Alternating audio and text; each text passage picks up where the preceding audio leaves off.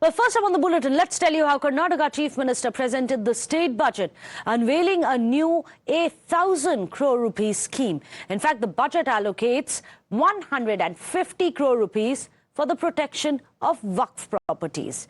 In fact, additionally, the salaries of imams have been increased to 6,000 rupees, while muezzins will now be receiving 5,000 rupees per month as well. Listen in. Mr. Siddaramaiah will present his 16th budget, and it's a history in the country that any person is in a position to present so many budgets. And Mr. Siddaramaiah is known as an able administrator who understands economy and who can manage it well. And we are touching around, we are almost 4 lakh crore budget for Karnataka, and it's a very big step in the history of Karnataka to touch that milestone of 4 lakh crore. And I congratulate Mr. Siddaramaiah, and we are very confident, the people of this country is confident that his budget will be pro-people, his budget will be pro-development, it will lead Karnataka state in the path of progress. Well, let me go across to Deepak. Imran also joins us, as well as Mohit Bhatt. But Deepak, I'm going to come to you first. We just saw the breakup of the budget allocations which have been made, and we heard the Congress Sarkar coming out and saying it's pro-people. But does that really stand out? If it is pro-people, why not other religions, many would ask?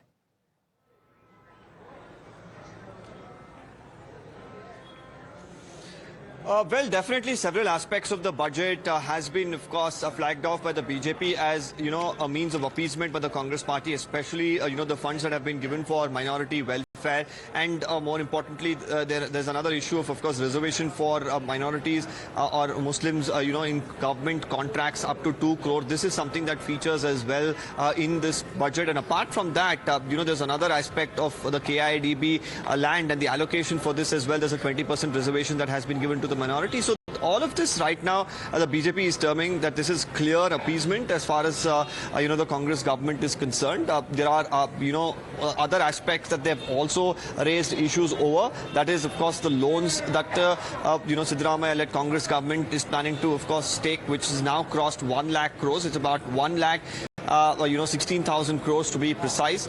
There's also, of course, the liabilities of the Karnataka government that has gone up. Overall, it's a budget of about 4 lakh crores that has been presented at this time by Siddaramaiah. So while, he still continues to read out the budget in the assembly live, there was a little bit of drama too that unfolded earlier with certain protests breaking out from, groups that are demanding internal reservations. So all that's happening right now is revolved around the budget. We're expecting, the BJP led by the leader of the opposition in the assembly, Mr. R. Ashok, to come here and speak to us about what they feel about the budget in its entirety. We've already seen their social media handles, of course, target the Congress government over the appeasement charge. Well, absolutely. In fact, we have those social media memes which have been put out by the BJP. In fact, there's a poster, as you can see on your screens, there's a poster of Jinnah in the background where you can see Siddaramaiah standing in front, cutting up a cake and giving large slices of the cake to someone who seems to be from a specific community. So these are the allegations coming in from the BJP. In fact, let's get you some of their voices as well. Well, this came immediately after an announcement was made of 150 crore rupees for Waqf property protection. The BJP now has come out slamming the Congress Sarkar, accusing it of minority appeasement. In fact, it's taken a very sharp dig. The BJP now claims a significant portion of the budget is being directed towards minority welfare, calling it a failure of governance. In fact, the political battle over the budget allocation has only intensified, with the opposition sharpening its attacks on the ruling government. In fact, let me go across to Mohit. Mohit, appeasement jibe is something which is being heard again and again by the Congress government. However, this is not something which it has been attacked for the first time. This is Congress across the length and breadth of the nation.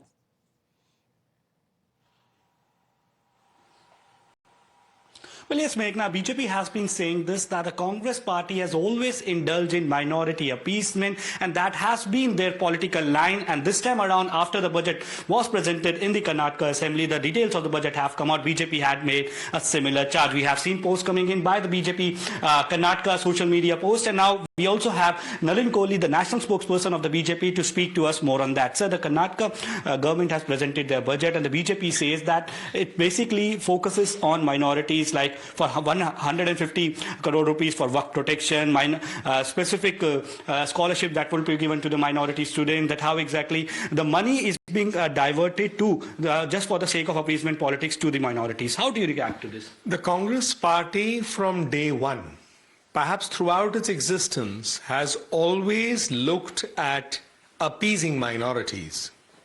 Through the several decades we have noted this. Second, they always seem to act against the interests of the majority communities. Take the case of, say, specifically Karnataka. When in the name of Waqf notices, or farmers started receiving notices that this is not their land, this led to a serious outcry. The BJP stepped in, people were agitated, and then the Congress government in Karnataka, on a complete back foot, immediately had to step in and reverse it. Now, if you look at the budget, there are so many contradictions. What the media seems to have reported is that money is put for the self-defense, learning or training of girls from the minority community, but ignores other girls. So are you trying to say that a girl in Karnataka who may not be from the minority community does not deserve training? And what is the message? That only the minority girls are under threat?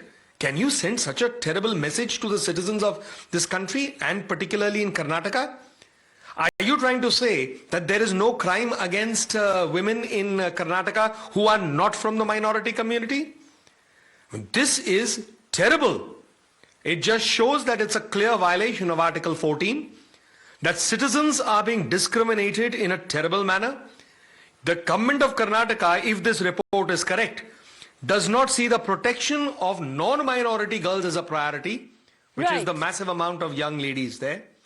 It also is sending a negative signal that minority girls are unsafe, and therefore casting an aspersion perhaps on the men folk from the majority community. This is unacceptable, and there must be a clarification on it. So there you see a very strong reaction coming in from the BJP. BJP says that the budget focuses on minorities, and also basically Nalin Kohli says that why exactly the girls from the minority community are being given the training of self-defense? Why not the other community? So these are specific reasons that the BJP is giving, and why they are calling it a minority appeasement budget. In fact, do stay on with us. Let's also see what the Congress has been saying. The defense coming in now from none other than the Deputy Chief Minister of Karnataka, P.K. Shivakumar himself. In fact, he has hailed the budget. He's called it pro-people budget. Watch this. First, BJP should answer. All MPs, all these leaders should answer what they are given to Karnataka. They doesn't have guts, they doesn't have voice, they doesn't have strength, they doesn't have moral right to save Karnataka. In the central budget, nothing was being given to Karnataka. It is a shame on them. Let them do whatever they want. It is the will of the people. We are there to protect the people of Karnataka. You have not fulfilled the promises which you made. Whatever promises we have done, it is not like their budget.